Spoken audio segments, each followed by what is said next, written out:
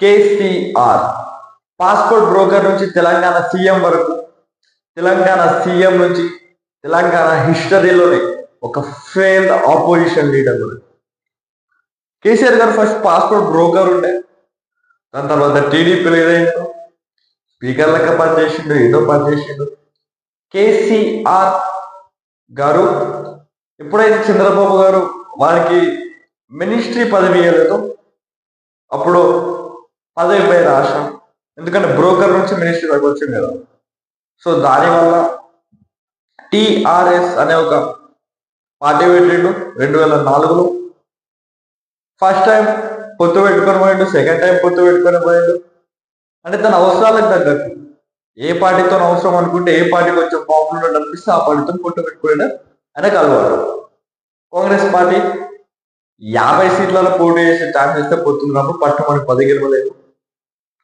తర్వాత ఉద్యమాల్లో పాల్గొన్నాడు, నిరాహార దీక్షలు చేశారు, అన్నీ అయ్యారు. 2014లో సోనియమ్మ దయ వల్ల సోనియమ్మ ఇచ్చిన తెలంగాణకి చీఫ్ మినిస్టర్ అయ్యారు. దాని తర్వాత అసలైన కేసీఆర్ నిజ స్వరూపం బయటకు వచ్చింది. అంతకుముందు ఆయన ఏమంటారు, మన ఉద్యమకారులకు ఉంటే ఒకే మినిస్ట్రీ కోసం పార్టీ పెట్టిన అనుకున్నా, ఏమనుకున్నా తెలంగాణ కోసమే పార్టీ పెట్టి మన ప్రజల్లో అందరూ కూడా. దాని తర్వాత కేసీఆర్ స్వార్థం ఏంటో, కేసీఆర్ కథ ఏంటో బయటకు వచ్చింది. దళితునే ముఖ్యమంత్రి చేస్తా అని చెప్పి ఎలక్షన్లో గెలవగానే తెల్లారకరం ముందు పోయి అక్కడ కూర్చొని ఆయనతోనే ప్రమాణం చేయించుకుంటూ గవర్నర్తో. మళ్ళీ ఈడ ప్రజలందరూ కలిసి దళితులు సీఎం చేస్తున్నారు కదా, అడుగుతారు, భయం ప్రపరపరపై కూర్చుండు. దాని తర్వాత దొంగ హామీలు ఎన్నో ఇచ్చిండు ఎలక్షన్ క్యాంపెయిన్లో. 3 ఎకరాల భూమి దళితులకు ఇస్తామని అడిగలేదు, దళితుల్ని సీఎం చేస్తామని చేయలేదు, ఉద్యోగాలు ఇస్తామని ఇవ్వలేదు, ఆయన ఖాళీ ఉన్న ఉద్యోగాలు కూడా ఇవ్వలేదు. అవన్నీ ఎన్నో ఎన్నో ఎన్నో ఎన్నో ఉంటాయి అలాంటివి. అవన్నీ కాకుండా ఈ కొడుకు వల్లనో, అల్లుడి వల్లనో, అగ్గిపెట్టే మచ్చ వల్లనో, బిడ్డే వల్లనో, ఎవరి వల్లనో ఎంతో అంత మంచిగా ఉన్న కేసీఆర్ గారు దిమాగ్ మొత్తం చెడి, ఎట్లా పురుగుని ఎట్లా చెడిపోతే అట్లా చెడిపేసేది ఇదంతా. తర్వాత ప్రజల సొమ్ముని ఎట్లా దోచుకో తినాలనే ఒక ఆలోచన పడిపోయాడు. మిషన్ భగీరథ ద్వారా కొడుకుకి లక్షల కోట్లు ఇచ్చిండు, కాళేశ్వరం రోజు ద్వారా మిషన్ భగీరథ ద్వారా ఫ్యామిలీకి అంతకి ఇచ్చిండు. ఇష్టం వచ్చినట్టు ప్రజల సంపదని పంచిపెట్టిండు, తెలంగాణ ప్రజల రక్తం తాగడం మొదలుపెట్టిండు.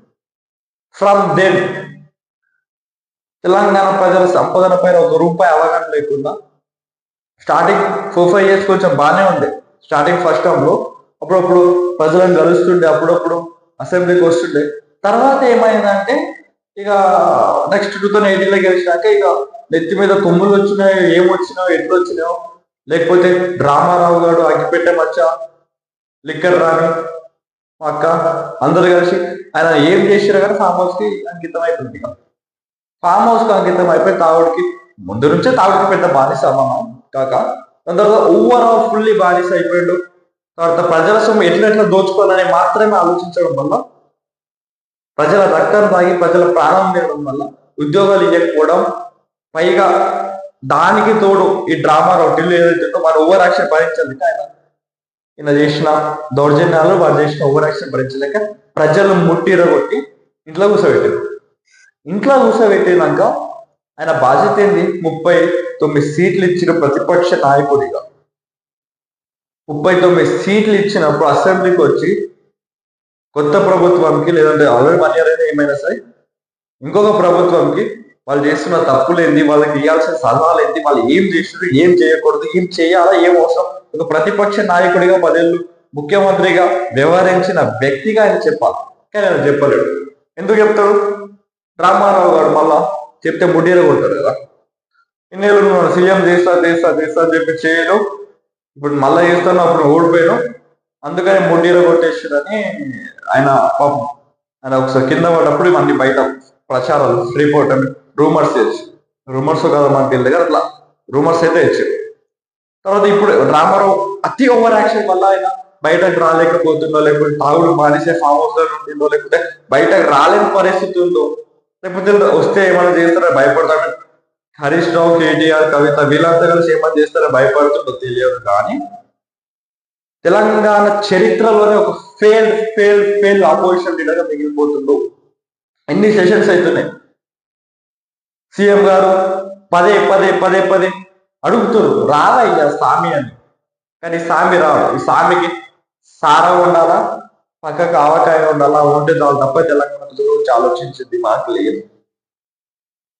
ఒక ప్రతిపక్ష నాయకుడు అంటే ప్రజలకు ఏమేమి అవసరం, ప్రజలకు ఏమేమి అవసరం లేదు, ప్రజలకు ఏమేమి కోరుకుంటారు, ఇప్పుడు చేసిన గవర్నమెంట్ ఏమేమి తప్పు చేస్తుంది, ఏమేమి తప్పు చేస్తలేదు, వాళ్ళు చేసిన తప్పును ప్రశ్నించాలా, ప్రజలకు తెలియజేసేటట్టు చేయాలా, ఇవన్నీ మనం చేయవు.